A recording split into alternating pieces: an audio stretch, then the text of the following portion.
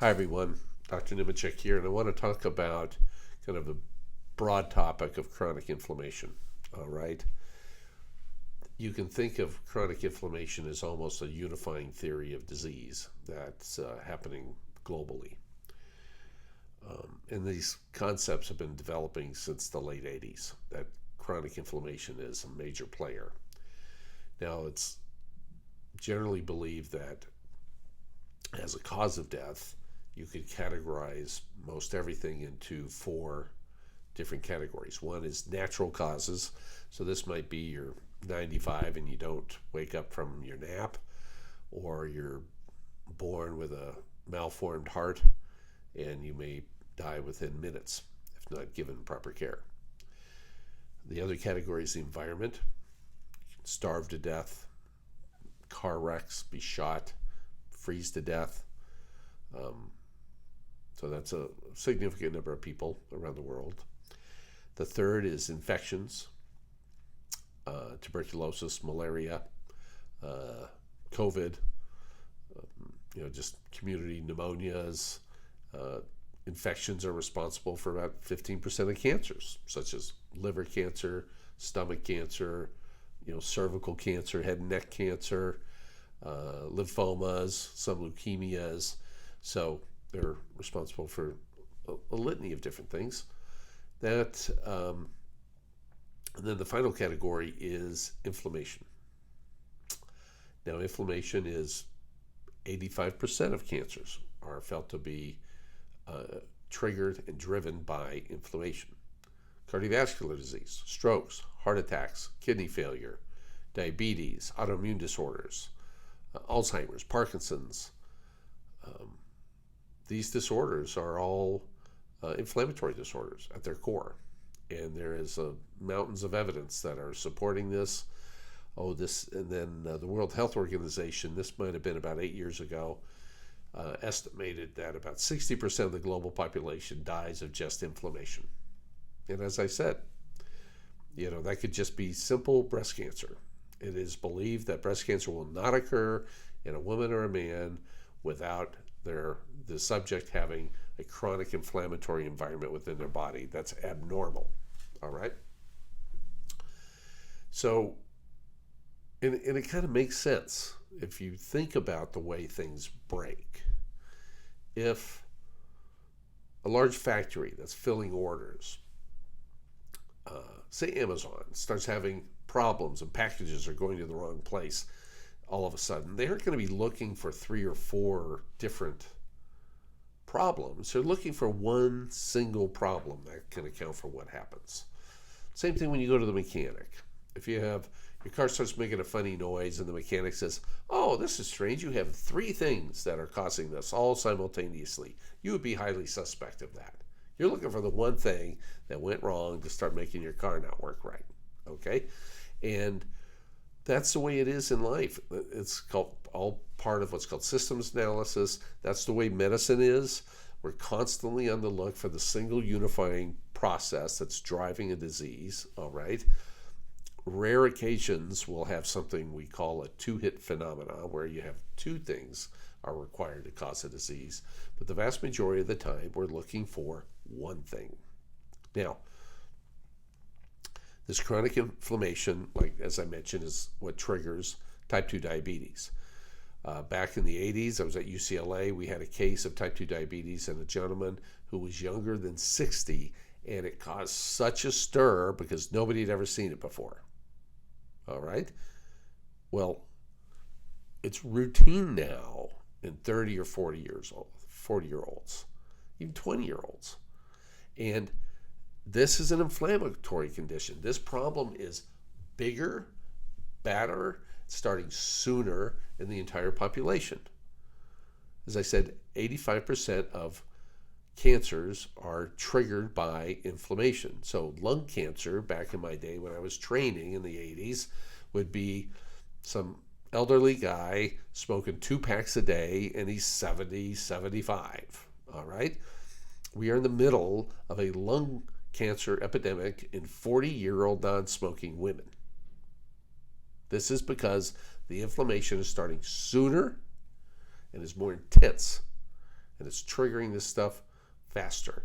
Colon cancer, we're having to screen people sooner, all right, because of the inflammatory stress. Now, what happens in medicine? There's really nobody at the wheel here trying to steer the bigger picture. In America, at least, the answer is, how can people make more money, right? Well, we'll just screen them more. We'll just do more colonoscopies, and maybe we ought to do chest x-rays in 40-year-old women. Well, that's maybe good and fine, but what about the problem, okay? Nobody's really talking about it, even though the literature is just huge, growing.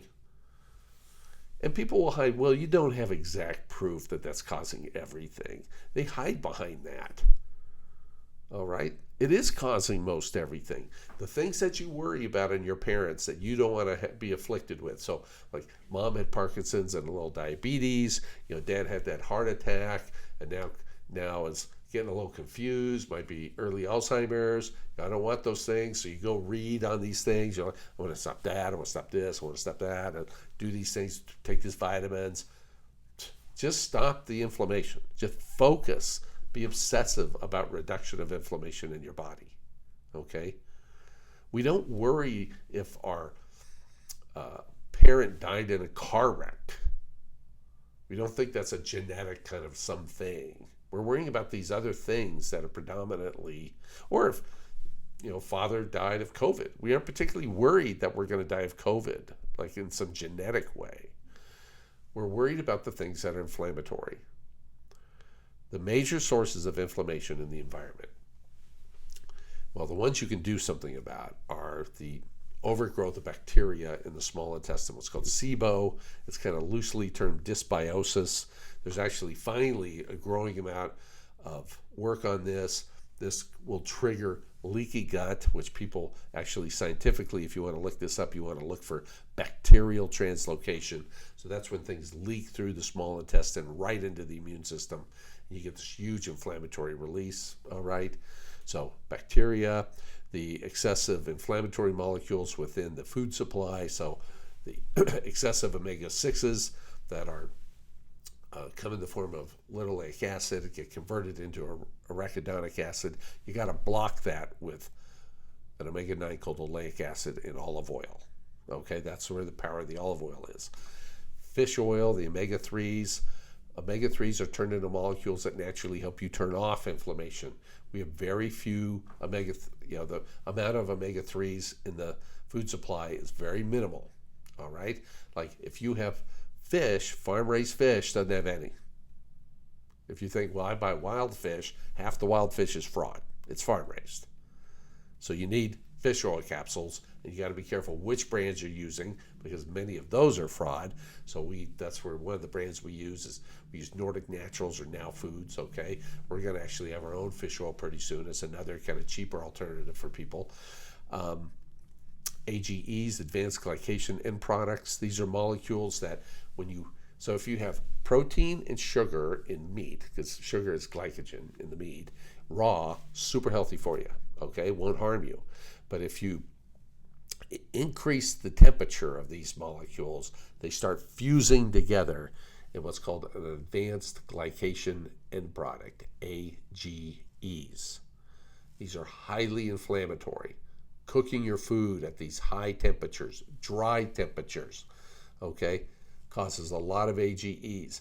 Buying food out of that kind of, I don't know what you call it, cart at the grocery store where they always have like the Chinese food or whatever it is. They're cooking just churning hot. You just get that for dinner. Stuff's loaded with AGEs. Or the deep fryer at the restaurant is loaded with AGEs.